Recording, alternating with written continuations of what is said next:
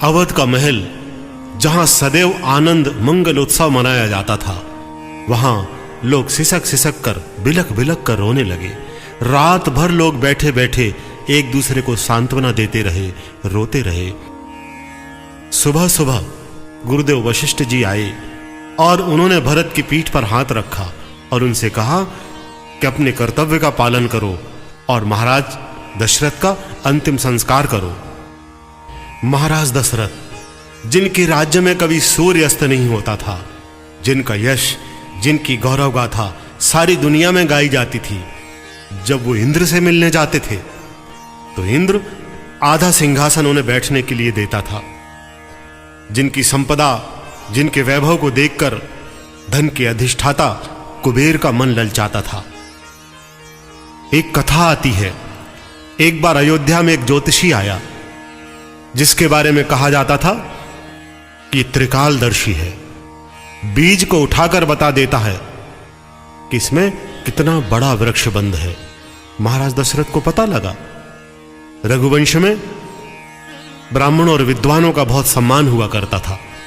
महाराज दशरथ ज्योतिषी जी से मिलने पहुंचे, प्रणाम किया और उससे कहने लगे कि मेरे पास इतना विशाल साम्राज्य है, सेनाएं हैं, मेरी प्रजा सुखी है, अपार धन दौलत मेरे पास है, लेकिन मैं निसंतान हूं। मेरी कुंडली देखकर कृपया बता दीजिए, क्या मेरे जीवन में संतान का कोई योग है?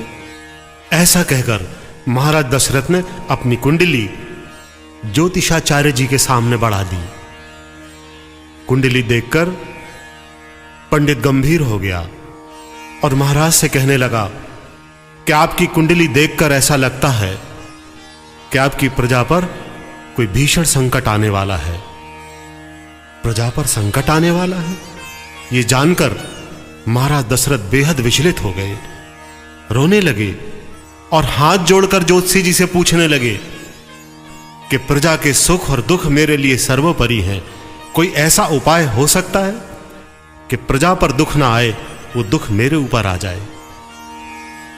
पंडित जी ने कहा कि देवासुर संग्राम में जब आपने देवताओं की सहायता की थी तो देवताओं ने प्रसन्न होकर आपको एक बड़ा दिव्य और मायावी विद्युत गति से चलने वाला एक विमान दिया था। वो विमान लेकर आप शनि लोक में जाओ और वहां शनि देवता से प्रार्थना करो कि ये दुख प्रजा के ऊपर ना आए। केवल एक ही इसका उपाय है।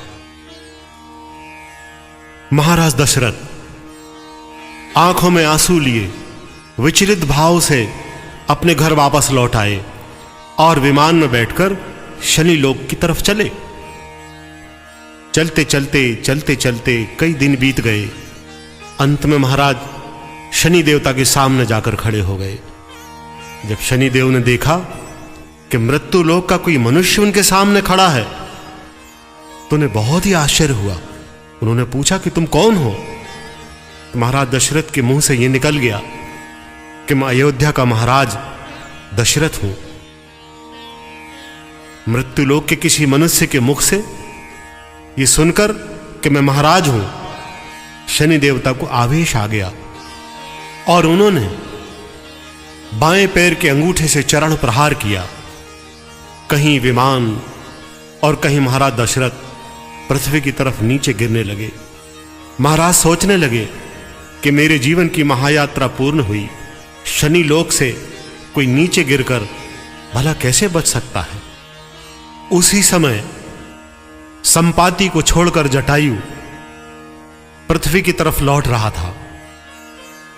महाराज दशरथ जटायु के पंखों के ऊपर जाकर गिरे। पृथ्वी से इतने ऊपर किसी मनुष्य को अपने पंख के ऊपर गिरता देख जटायु स्तब्ध रह गया। उसके आश्चर्य की सीमा नहीं रही। उसने पूछा कि आप कौन हो? महाराज ने अपना परिचय दिया और यहां आने का प्रयोजन बताया और जटायु से कहा कि मैं प्रजा के लोक मंगल की कामना लेकर शनि देव के पास गया था, लेकिन मुझसे भूल हो गई और आवेश में आकर उन्होंने मेरी बात नहीं सुनी और चरण प्रहार मेरे ऊपर कर दिया। मैं पृथ्वी की तरफ जा रहा था और आपके पंखों के ऊपर गिरा। जटायु ने जब सुना कि महाराज दशरथ अपने प्रजा के सुख और दुख के लिए, परोपकार के लिए इतने मंगल उद्देश्य को लेकर शनि देवता से प्रार्थना करने गए और उन्होंने सुना तक नहीं, तो जटायु गदगद हो गया और महाराज दशरथ से कहने लगा, मैं आपको फिर से शनिलोक में लेकर चलता हूं। ऐसा कह के जटायु ने उड़ान भरी और महाराज दशरथ को लेके फिर से शनिलोक में आया।